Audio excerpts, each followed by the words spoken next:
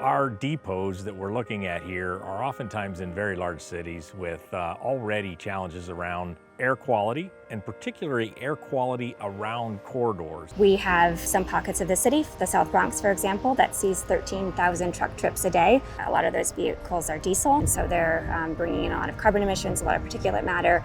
And so as a direct result, those communities have some of the highest asthma rates and respiratory illness rates in the city, if not the country. And so transitioning to cleaner fuels is incredibly important, not only for the environment, but also for public health. So where these electric trucks will begin to be deployed are in areas that are typically disadvantaged communities and places that will really benefit from these trucks. A designated disadvantaged community is a community that is impacted disproportionately by pollution and carbon intensity in the environment.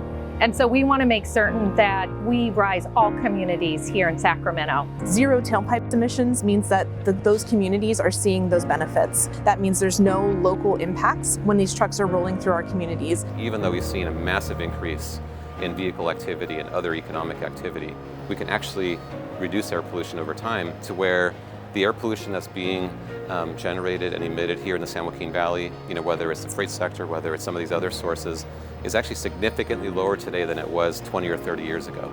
And I'm talking about an over 90% reduction in some of the key pollutants. In terms of deployments, we assess different facilities really across the U.S.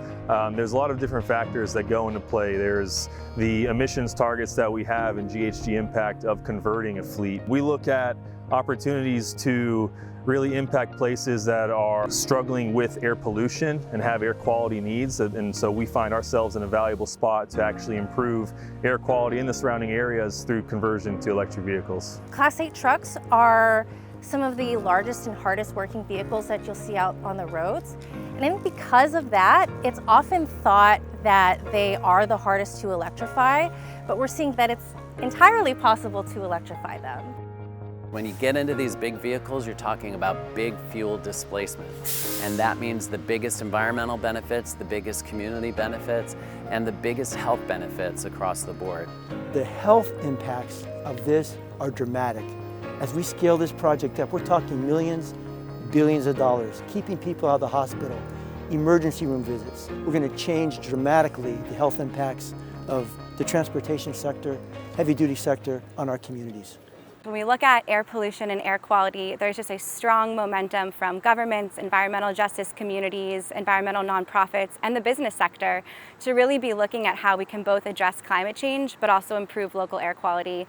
And decarbonizing heavy trucking is a great example of that, where it's frontline communities, environmental justice communities that are going to have the benefits from these cleaner vehicles, as well as doing great work for the climate. We really need to make sure that everyone understands exactly how much emissions are associated with the freight they transport. This isn't limited to just over-the-road trucking. This is, ocean, international, air, rail, everything. It's just really hard to know how much emissions you have.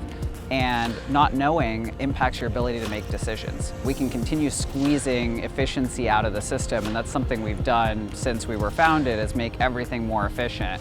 But at the end of the day, you're still running on diesel. We think that the electrification projects for fleet managers have really valuable benefits that go well beyond the considerations of the environment. I was sitting at a cafe this weekend and an electric bus rolled up, and the difference in the experienced environment in the community is so substantial when you think about the sound quality, right? And those things really matter. And 8,700 people are dying prematurely of air pollution in California every year. So the environmental and health benefits are substantial, the quality of life benefits are substantial, and when you think about that writ large in these communities, it's a really powerful change we're undertaking.